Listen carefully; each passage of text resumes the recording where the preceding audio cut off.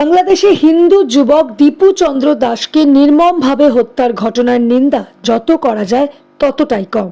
সাংস্কৃতিক কেন্দ্র, ছায়ানট ও সংবাদ মাধ্যমের দফতর ভাঙচুর সহ বাংলাদেশে মুসলমান মৌলবাদীদের হাতে সংখ্যালঘু হিন্দু, খ্রিস্টান, বৌদ্ধ সহ অন্যান্য ধর্মাবলম্বী নাগরিকদের আক্রান্ত হওয়ার প্রতিবাদে সবার আগে পথে নামল সিপিআইএম।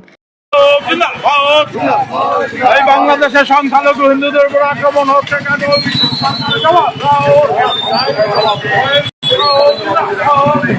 ঘটনায় নিন্দার সরব মোহাম্মদ সেলিম, দীপশিতা ধর সহ অন্যান্য নেতৃত্বরা।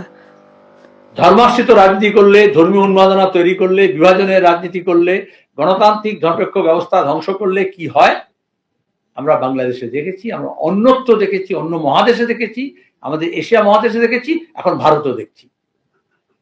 পশ্চিমবঙ্গ আর বাংলাদেশ কতটা দূরত্বে আছে। যে রাজনীতি হচ্ছে অসহিষ্ণুতা, হিংসা, দেশ ধর্মকে ব্যবহার করে হিংসাশ্রয়ী রাজনীতি করা, হিংসাশ্রয়ী মত তৈরি করা এবং রাজনৈতিক প্রতিপক্ষকে ধর্মীয় বর্ম পরে আক্রমণ করা।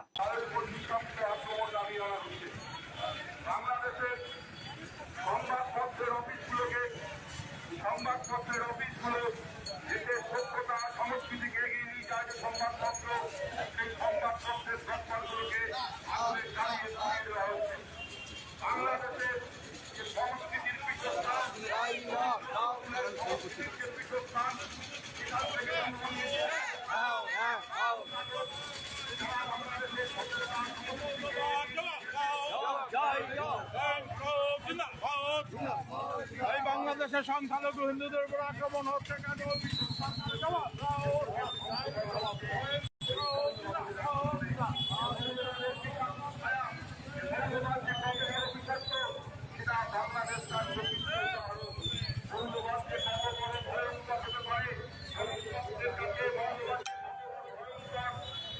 Bureau report, revolution Bengal.